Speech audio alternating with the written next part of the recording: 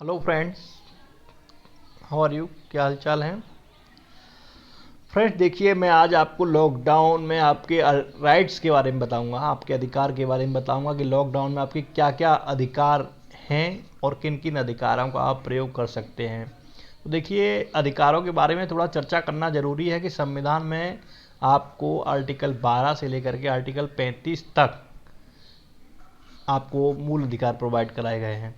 लेकिन सरकार विशेष परिस्थितियों में, आपातकाल की स्थिति में इन अधिकार को रिस्ट्रिक्ट कर सकती है, इनको प्रतिबंधित कर सकती है।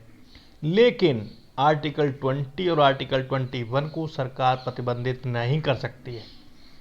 तो मैं आर्टिकल 21 की बात करूंगा। आर्टिकल 21 बात करता है लाइफ, लिबर्टी और डिग्निटी की, किसी भी व्यक्ति की जीवन की स्वतंत्रता पूर्वक और मान सम्मान से जीने की बात करता है आर्टिकल 21।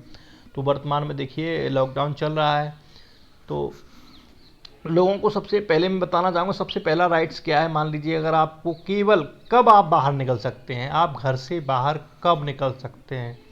देखिए, कारण नंबर 1, कब आप घर से बाहर निकल सकते हैं।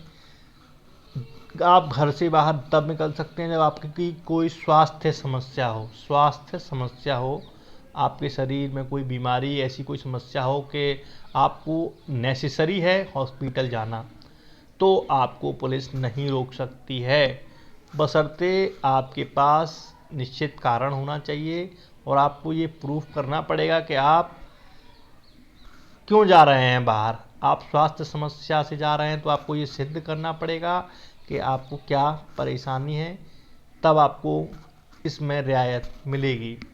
नंबर 1 बात। नंबर 2 बात, अगर आप कोई नेसेसरी वर्क करते हैं, कोई ऐसा वर्क है आपका कि वो अनिवार्य है, जैसे डॉक्टर हैं, डॉक्टर स्वास्थ्यकर्मी हैं, जल निगम कर्मी हैं, बिजली कर्मी हैं, उनको भी पुलिस नहीं रोक सकती है, क्यों? लेकिन उनको सरकार पास देती है। लेकिन मैं आम आदमी की बात कर रहा हूँ जो एक सरकारी एम्प्लॉय नहीं है, वो केवल स्वास्थ्य समस्या से ही बाहर जा सकता है। और सरकार ने इतना छूट कहीं कहीं दे भी रखी है कि वो अपना सुबह के टाइम जा सकता है। लेकिन ये मैं उस समय की बात कर रहा हूँ जिस समय लॉकडाउन प्रभावी है और छूट नहीं है। तो केवल आप स्वास्थ्य समस्या के कारण ही बाहर जा सकते हैं, बशर्ते कोई आपके पास कारण होना चाहिए। पहली बात। दूसरी बात है कि अगर हमारे देश में दिहाड़ी मजदूरी करने वाले, रोज़ कमाने खाने वाले बहुत हैं, उनको सब इस समय बहुत समस्या आ रही है, लेकिन सरकार उनके लिए काफ़ी कुछ कर रही है। जिस तरीके से सरकार 5 किलो चावल और उनका सिलेंडर फ्री दे रही है गरीबों को, काफ़ी अच्छा काम कर रही है सरकार। लेकिन फिर भी अगर कोई किसी प्रकार से परेशान है तो सरकार से भरण पोषण की मांग कर सकता है, पुलिस से भरण पोषण की मांग कर सकता है, डीएम के पास जा सकता है कि अगर उसको कोई समस्या है भरण पोषण में, अगर उसके घर में खाना नहीं है और भूखा है, तो वो जिला अधिकारी को कह सकता है, किसी पुलिस अधिकारी को कह सकता है, अपने क्षेत्राधिकार के अंतर्गत जो एसडीएम आता है एसडीएम को कह सकता है। इस प्रकार से वो उनकी सहायता अवश्य करेंगे। अगर फिर भी सरकार किसी ऐसे व्यक्ति की सहायता नहीं करती है तो आर्टिकल 21 का वर्तमान में वायलेशन होगा, क्योंकि भरण पोषण का अधिकार इस समय मूल अधिकार है।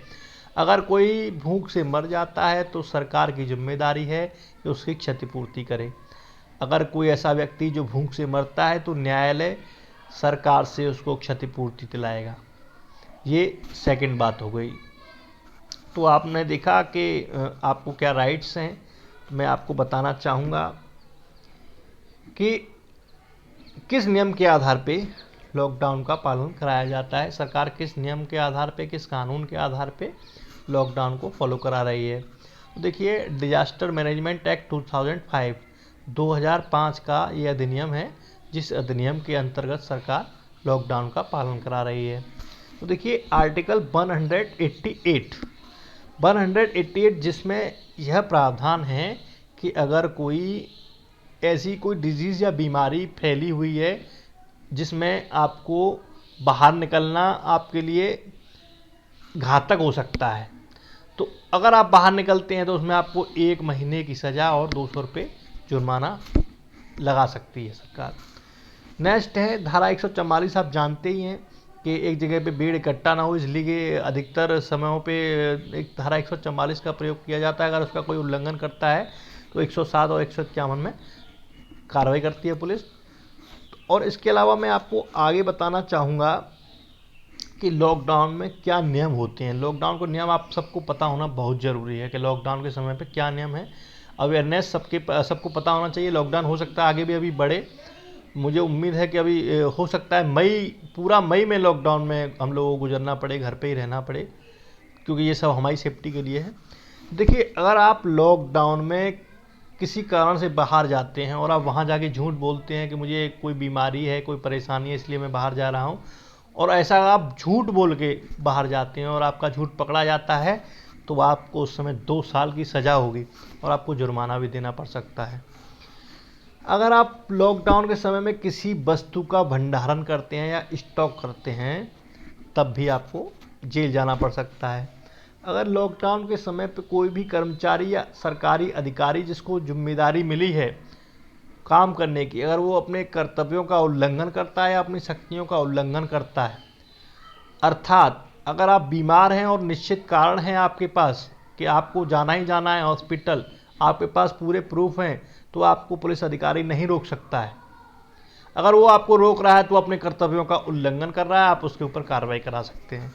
ठीक है। और आपको नेक्स्ट बात है कि कोई झूठी अफवाह या झूठी खबर अगर कोई फैलाता हुआ सोशल मीडिया पे या कोई दूसरी जगह पे पाया जाता है, तो उसको भी जेल होगी 1 साल की।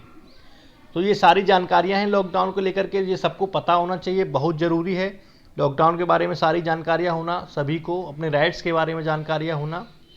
तो मैं सभी से कहूँगा कि आप घर पे रहें, सुरक्षित रहें, और प्लीज़ मेरे इस चैनल को लाइक और सब्सक्राइब करें अगर आपको मेरा वीडियो अच्छा लगा है तो। Okay, thank you very much, धन्यवाद।